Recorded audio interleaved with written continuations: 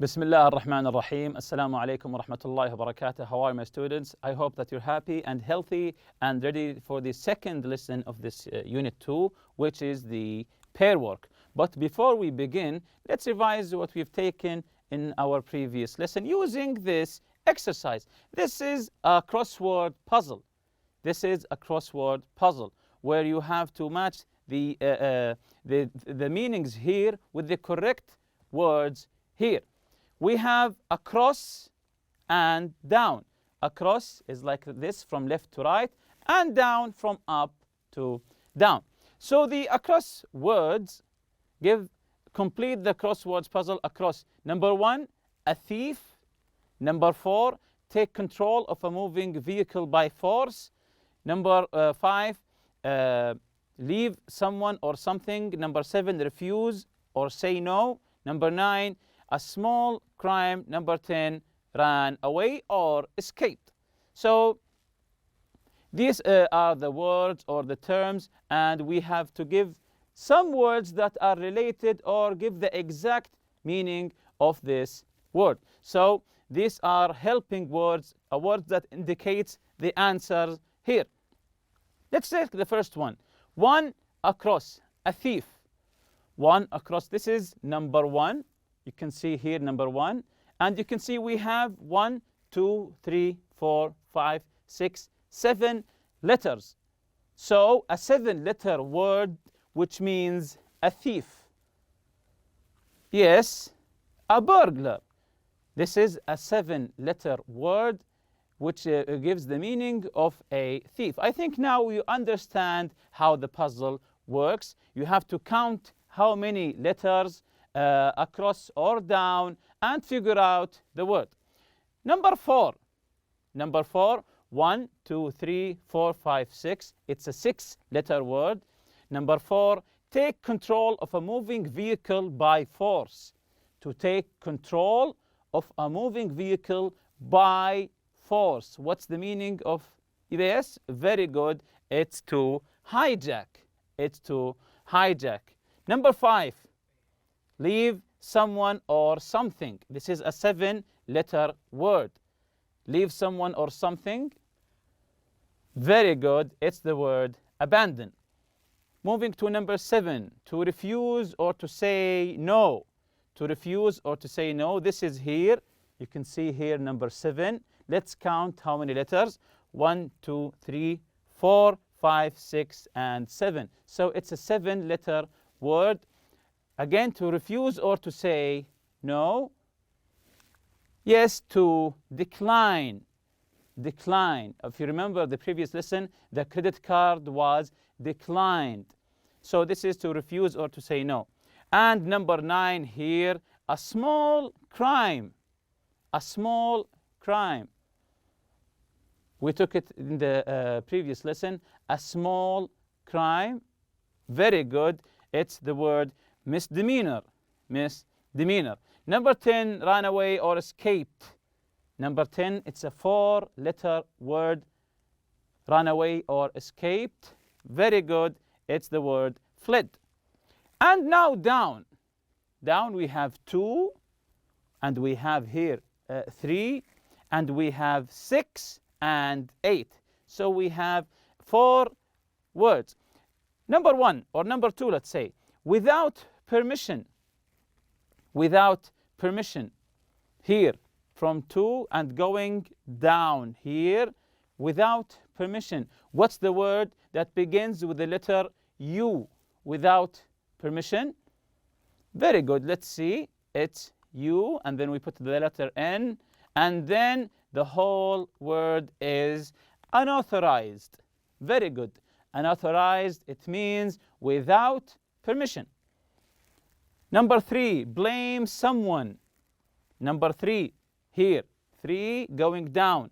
Blame someone. It's a 6-letter word that begins with, you see here, the letter A. To blame someone. Yes, that's correct. It's the word accuse. It's the word accuse. When you accuse someone of doing something, it means that you blame him. So moving on to the number 6, take something away. to take something away. Here's number 6. You can see the second letter is E, and the last letter is also E, to take something away from someone. You can see here it's a 5-letter word. I'll give you a hint. It starts with the S. Okay, that's correct. It's the word seize. Seize. Seizing something is to take something from someone. The last one, a prisoner, number 8. It begins with the letter I. You can see here, a prisoner. Yes, that's correct. It's the word inmate. It's the word inmate. Now we completed this game, this crossword puzzle. If you remember this article from our previous lesson, also the inmate who escaped, who was just facing a 5-day sentence, and he escaped on the last day, giving him a punishment for maybe a year, which was foolish of him. And the second one, of course, it's titled The Impatient Inmate. The Impatient Inmate. The second article about the people who hijacked the security van, having lots of money, but they didn't think it through, so they brought a getaway car, a small car, and they had to throw the half of the amount away, which was titled Criminals with Big Plans but a Small Car. So also this one is foolish. The third one, Rosario, Argentina, the boy Alfredo Ramirez, who stole the credit card and used his own name in the receipts. He signed his own name, which was foolish of him. Of course, they caught him. Of course, the title was Credit Card Thief Signs Own Name. And he, if you remember, he didn't buy expensive things. He bought cappuccino, milk, and cereals. So today's objectives, let's jump to today's lesson. Today's objectives to read crime stories. So we'll be reading more crime stories. Find the most foolish criminal, just like the previous lesson. Relate crime with its words. So we'll be learning more word crimes. So today we'll be learning crimes, words related to crime, and we'll try to find the foolish criminal, and we'll be reading crime stories. As I told you before, the whole theme for this unit is crime. So think of a crime story that you heard or read about in the news. Tell your partner about it, explaining the details. Now, you can read the news all over the world using social media. So maybe you have read recently about a crime that happened here, on there, or there, inside the country, outside the country. So again, think of a crime story that you read, that you heard about or read in the news. Tell your partner about it, tell your friend about it, explain the details. So this is a task for you to discuss a crime with that you have read about and with your friend. So this is the first crime we have here. This is the first story we have here. Let's listen to it, then we will be answering the questions. Then at the end we'll be choosing who's the most foolish criminal. Let's listen. 2 men from Michigan, USA, were in desperate need of money and decided to turn to crime to solve their financial difficulties. After thinking about it for a while, they concluded that their best bet would be to hold up an electronics store, as the security there would not be too tight. If everything went well, they would move on to bigger businesses like supermarkets and why not even banks. On the day of the robbery, the 2 men felt extremely nervous, as this was going to be their first attempt at armed robbery. Nonetheless, they decided to go through with their plan. The robbers rushed into the store, and as they were waving their revolvers around, the first one shouted to the terrified assistant and customers, "Nobody move or we shoot." Unfortunately, when his nervous partner moved, the first robber immediately shot him. So this is a story about 2 people who wanted to go big and steal from big stores. Of course, they were nervous because this is their first armed robbery. What's the meaning of armed robbery? When you say someone is armed, what's the meaning of this? Yes, it means that he has a gun.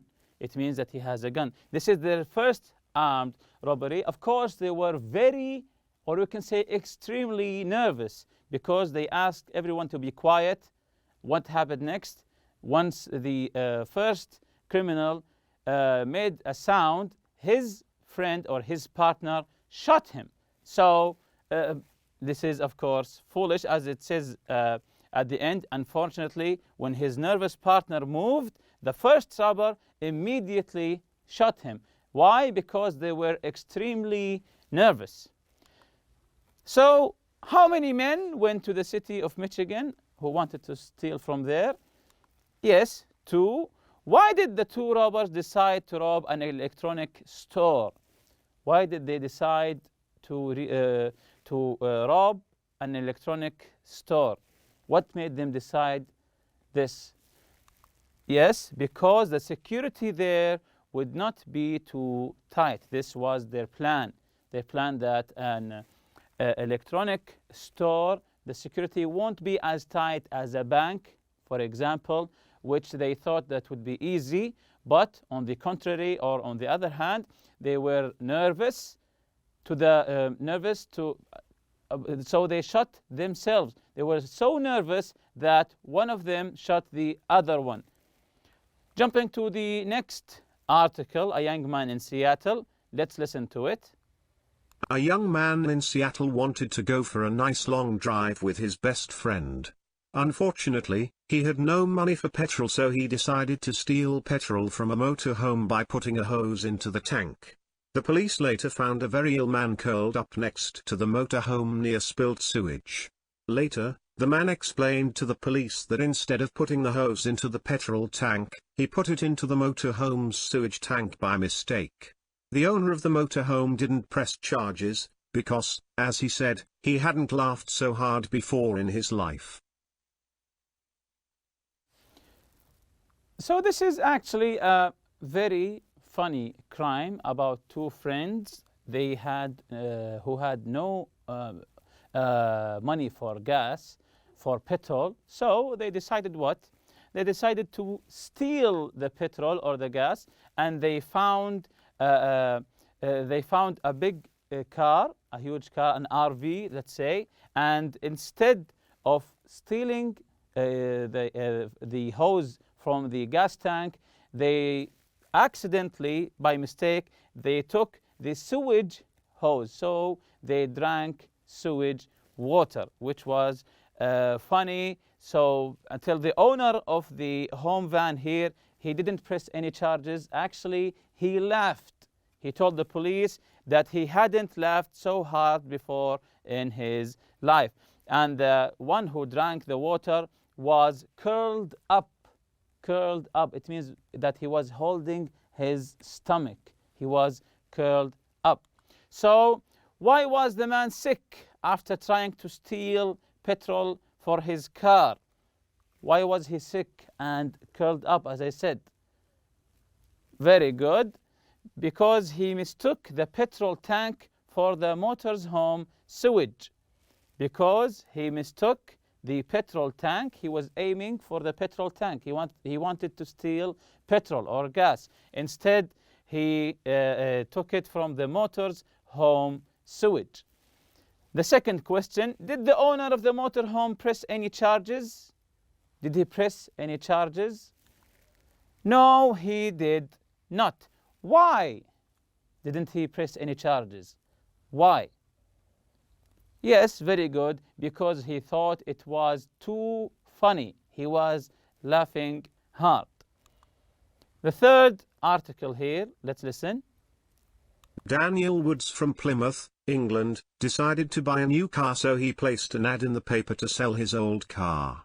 Unfortunately, though, he had to call the police a few days later to report the theft of his old car. He didn't know if he would ever see it again. Luckily, he remembered to tell the police that he had left his mobile phone in the car. The detective who was investigating the case called the phone number. He told the man who answered it about the ad in the newspaper, and he pretended that he wanted to buy the car. They arranged to meet, and the thief was immediately arrested. So this is smart from the police. This was smart from the policeman. Someone got his car stolen, and then he remembered here that he left his phone inside the car. And then he saw an ad selling his car in the newspaper. So what did the police do? They called the criminal and they told him that they wanted to buy the car. Once they met, they immediately arrest him. They arranged to meet, as you can read here, and the thief was immediately arrested. So this was extremely smart from them. That was extremely smart from them. So where is Daniel Woods from?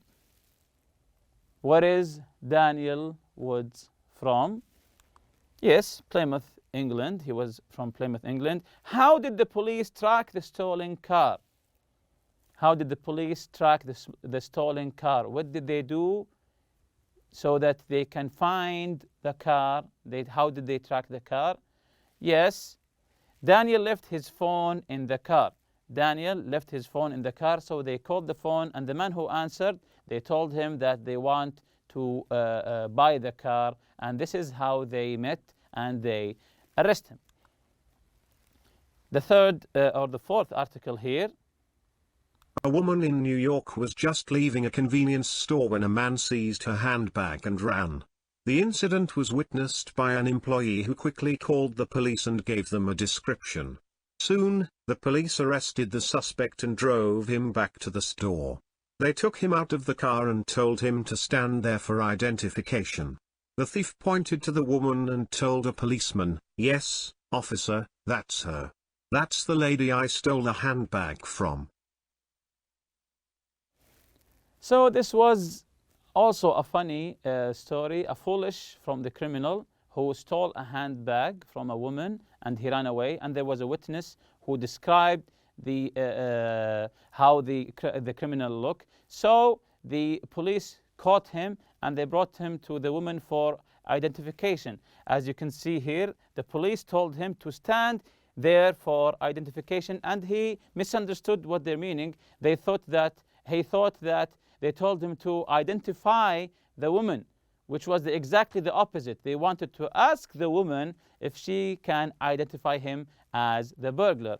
What did he say? He said, "Yes, officer, that's her. That's the lady that I stole the handbag from." So this misunderstanding was very helpful for the police because he admitted his crime. He admitted his crime, so this was extremely foolish from him. How did the police arrest the suspect?